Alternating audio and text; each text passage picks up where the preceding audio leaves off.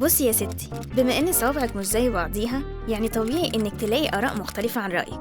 احنا فتحنا مواضيع كتير وشفناها من وجهة نظر 4 بنات مختلفين عن بعض.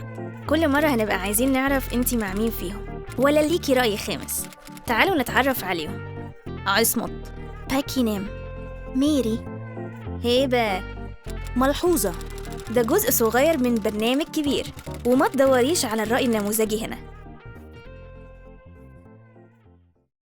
لما كنت في الصعيد من أسبوع مع جمعية حقوق المرأة لقيت ظاهرة غريبة قوي. ايه هي؟ كل البنات هناك من صغرهم بيغطوا شعرهم. ده موجود من زمان، انت بس اللي مش واخده بالك. انت من بتوع النادي. أنا في البداية افتكرت إنه عشان الشمس، بس طلع إن هما بيغطوا شعرهم في البيوت برضو. وانتي السادة مش عشان الشمس، عشان الرجالة. What do you mean? في ثقافه بتقول ان شعر البنت بيسبب فتنه للرجاله. Are you serious?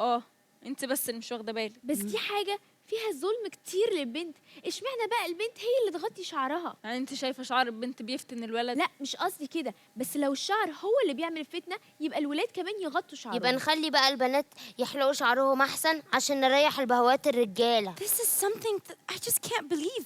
هم الناس بجد مصدقين في الكلام ده؟ ما هو ممكن البنت تغطي شعرها بس تعمل اللي على مزاجها برضو. تعالي شوفي بقى البنات اللونة اللي عندنا في الحتة بيعملوا ايه.